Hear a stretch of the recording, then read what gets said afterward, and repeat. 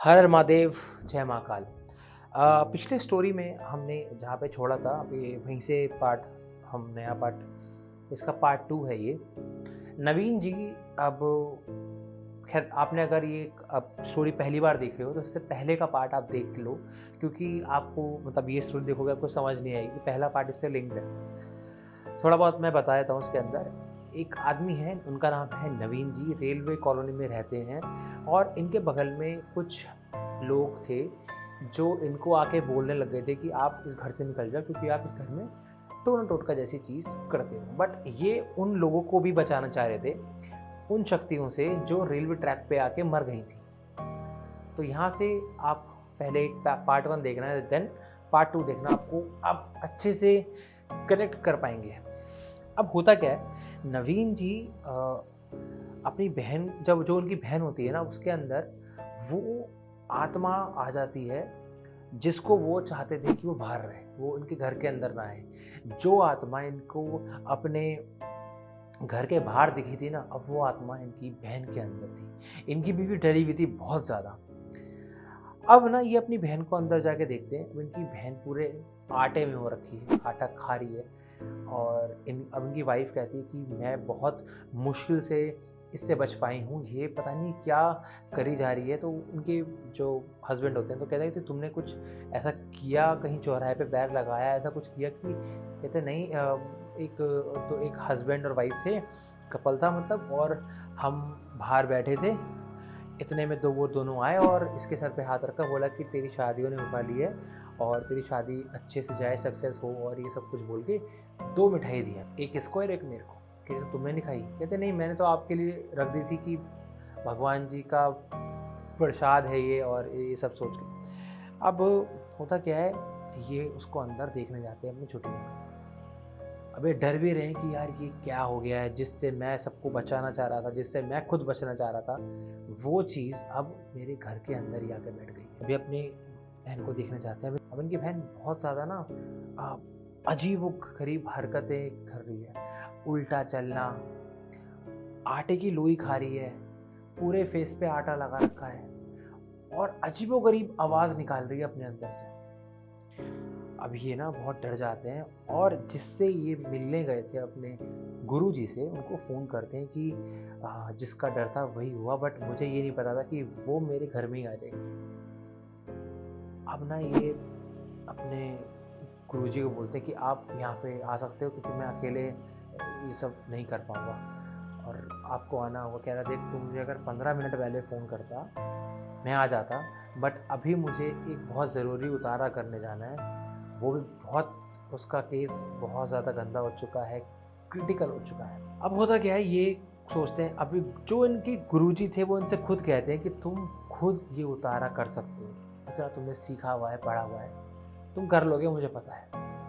ठीक है, मैं कोशिश करता हूँ, पर मैं अकेले कर नहीं पाऊँगा, आप टाइम से प्लीज़ आ जाना। ठीक है भाई, मैं जैसे ही यहाँ से फ्री होता हूँ मैं आता हूँ तुम्हारे पास।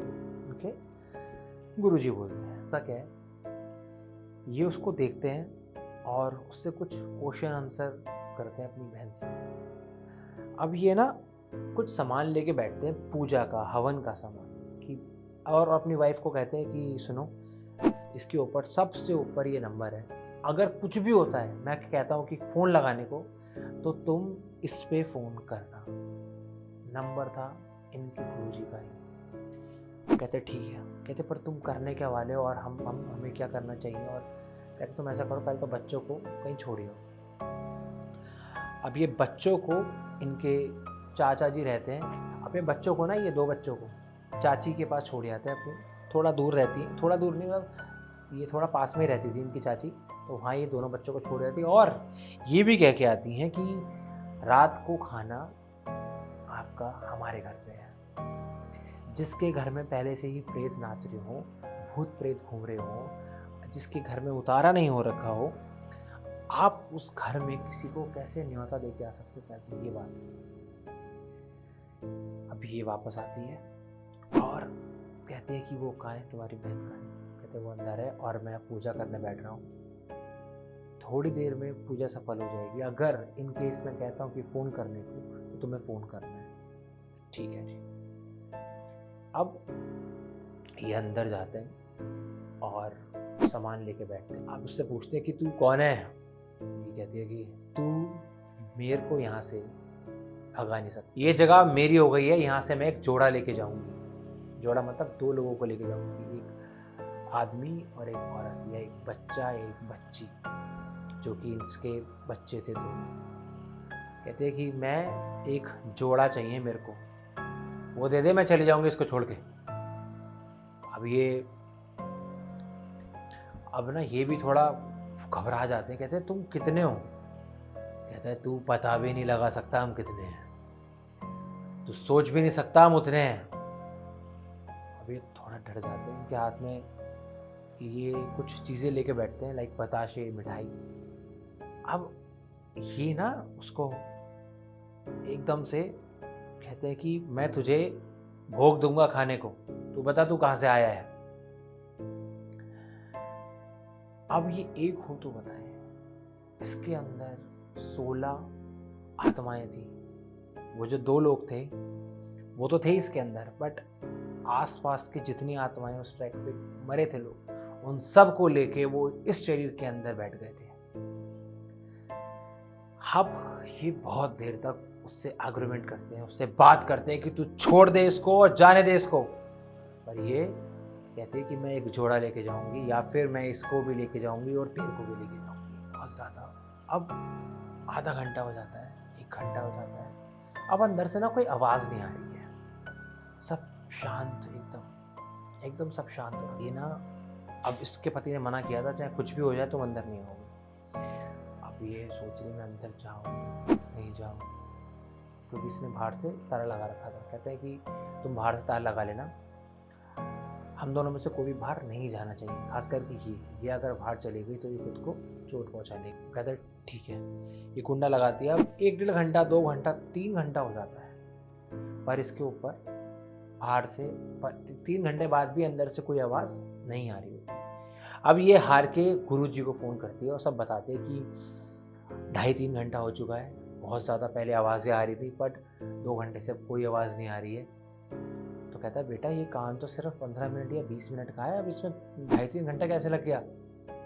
तुम अंदर जाके देखो पहले। अब ये एकदम पीछे मुड़ती है तो उसको ना 2 लोग शादी के जोड़े में अपने घर के बरामदे में बैठे हुए कहते हैं कि गुरुजी मुझे ना अपने घर में 2 लोग दिख रहे हैं जिन्होंने शादी का जोड़ा पहना है। अब ना ये जो इसको जो दिख रहा है ना, अपने पीछे कुछ ऐसे लोग दिख रहे हैं जो इस घर के नहीं है। एक जोड़े में औरत बैठी है और एक शादी के जोड़े में ही आदमी बैठा हुआ है, दोनों साथ साथ बैठे हैं। मैं पंडित जी को बताती है कि मुझे घर में 2 लोग दिखाई दे रहे हैं जिन्होंने शादी का जोड़ा पहना हुआ है, और ये वही लोग हैं जो लोग उस दिन हमें मिले थे, जिन्होंने हमें प्रसाद दिया था, जिसके कारण ये सब हो रहा है। वे भाग के रसोई में जाती है और गेट बंद कर लेती है अपना, और अब पंडित जी से पूछते कि मैं कमरा कैसे खोलूं। तो पंडित जी बताते तुम एक प्लेट लो, उसके अंदर पानी भरो और बस उसी में देखते देखते जाना, और उस कमरे का गेट खोल के अंदर देखो पहले, और मैं फ़ोन पे ही हूँ। अब ये रसोई का गेट खोलती है, प्लेट लेती है, उसमें पानी रख के सीधा सीधा देख रही होती है। अब वो दोनों लोग ना इसको पीछे से बुला रहे हैं। कहता देखो पीछे बिल्कुल मत देखना, अगर तुमने पीछे देखा तो ये तुम्हें भी ले जाएंगे। जाती है, गेट खोलती है, देखती है अंदर कुछ भी नहीं, वो दोनों है ही नहीं। पीछे वाले खिड़की से दोनों भाग चुके हैं, निकल चुके हैं, कोई नहीं दिख रहा है इसको कमरे में। अभी बहुत डर जाती है, कहते हैं कि पंडित जी यहाँ तो कोई भी कुछ भी नहीं है, यहाँ तो पूजा का सामान फैला हुआ है बहुत ज़्यादा, और अब मैं करूँ क्या? तुम आप बताओ मुझे। कहता तुम सुनो मेरी बात, तुम वापस जाओ, तुम उसी कमरे में रहो, और मैं आधे घंटे में तुम्हारे घर आ गया।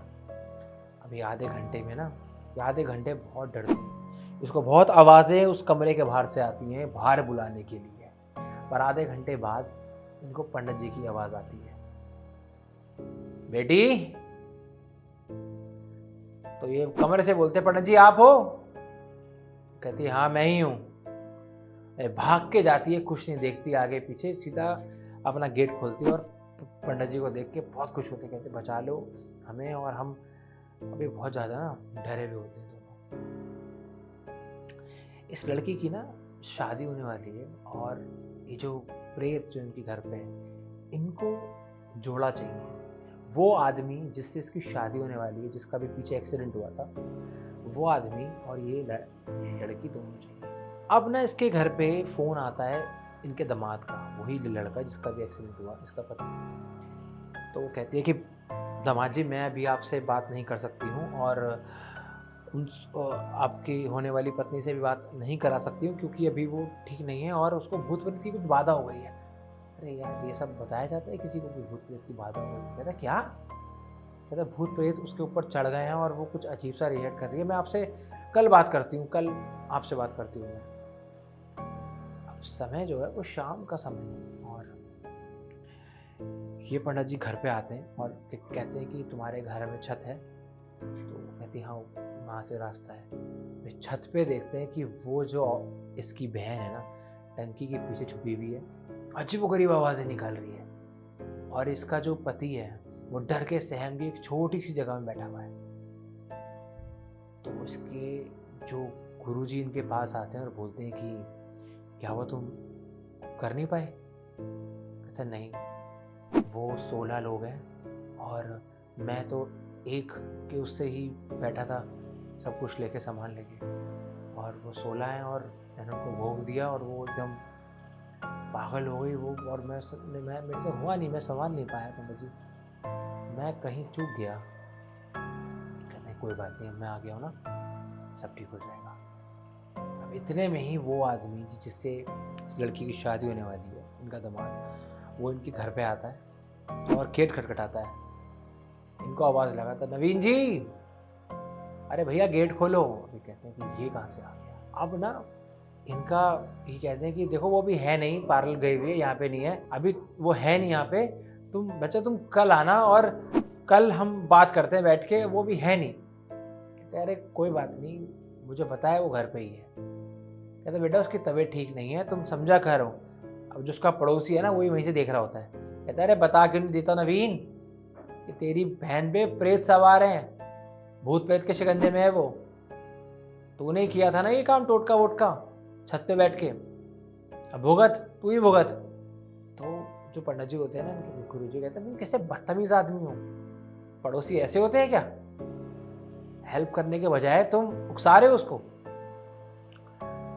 कहता है देखो भैया, मैं तो अंदर आऊँगा। कहते हैं एक काम करो, तुम बेटी इसकी वाइफ को बोलते हैं नवीन जी की, तुम इसको बोलो कि ये बाहर रहे, तुम उसको जाके संभालो। और अब इन जो उसकी बहन है, इसको दोनों पकड़ के ज़बरदस्ती पकड़ के, क्योंकि भाई 16 प्रेत एक लड़की के अंदर है, वो प्यार से तो आएगी नहीं। जैसे तैसे करके उसे उसी कमरे में लेके जाया जाता है। पंडित जी कहते हैं कि हाँ क्या चाहिए तुझे, कौन है तू और तेरा नाम क्या है? अब ये बहुत डरावनी आवाज़ में कहती है कि तू वो एक और आया, तू भी मरेगा मेरे से, चला जा, तेरी और मेरी कोई दुश्मनी नहीं है। अब इतने में ना वो उनकी छोटी बहन को आवाज़ लगाता है, ये चाहिए मुझे जो बाहर आया हुआ है, मैंने इसको बोला है जोड़ा लेके जाऊंगी। अब ना पंडित जी इनसे कहते हैं कि 2 आटे की डॉल बनाओ, 2 आटे की डॉल बनाओ जाके जल्दी से। अब इनकी पत्नी आटे की डॉल बनाती है और कहते हैं ठीक है, मैं तुझे एक जोड़ा दूंगा, पर तू इसमें से हटेगा। वे हंसता है बहुत तेज। कौन? नवीन। अब नवीन जी के ऊपर भी प्रेत सवार हो गए। कहते नवीन तुझे क्या हुआ? अब वो भी हंस रहा है बहुत बुरी तरीके से, अपने गालों को ना फाड़ने की कोशिश कर रहा है। कहते ठीक है, तू, मैं तुझे जोड़ा दूंगा, पहले उससे पहले एक मेरी शर्त है। कहते ना ना ना ना ना, मैं तेरी कोई भी शर्त नहीं मानूंगा, तू बस जो मैं कह रहा हूँ वो कर, हम शर्त नहीं मानेंगे। कह रहा तुम हो कितने? कहता है हम 19 हैं और इसके ऊपर 3 और हैं, नवीन के ऊपर। कहता ठीक है, तू, मैं तुझे जोड़ा दूंगा एक, पर तेरे को नवीन को छोड़ना होगा। अब ये नवीन को छोड़ते हैं और नवीन नॉर्मल होता है थोड़ा बहुत। अब नवीन से कहते हैं कि तुम यहाँ पे आके बैठो मेरे पास। अब ना ये जो लड़की है ना, अजीबो गरीब रिएक्ट कर रही है, पर पंडित जी ने कुछ ऐसा गोल चक्र बना के इस लड़की को उसके अंदर बैठाया था, वो उसके बाहर नहीं आ रही है। और वो जो बाहर लड़का है वो भी कह रहा है मुझे उसे देखना है, और लड़की चाहती है, वो प्रेत चाहते हैं कि वो उस कमरे में आए, वो देखे इसे, तो ये इसको भी ले जाए। तो पंडित जी कहते हैं अरे बनी नहीं क्या। अब ना ये क्या करते हैं, जो इन दो बच्चों के कपड़े होते हैं ना, कपड़ों का कुछ टुकड़ा उन डॉलों पे लगा देते हैं, दोनों बच्चों पे, और इसकी आंखों में भभूति डाल देते हैं। कहते हैं ये ले तेरी जोड़ा, अब तू उन्हें ले और निकल जाए यहाँ से। अब ये उस जोड़े को लेती है, खाती है, और इसका शरीर धीरे धीरे फिर से नॉर्मल होता है। अब ये अब की बार बोलती है कि भैया मैं कहाँ, इतनी देर से मेरे बहुत बॉडी में पेन हो रहा है, और देखो मेरे कट भी गए, क्या हुआ था, सब ठीक है भैया? और ये पंडित जी यहाँ पे क्यों आए हुए हैं? पूजा का सामान फैला हुआ है।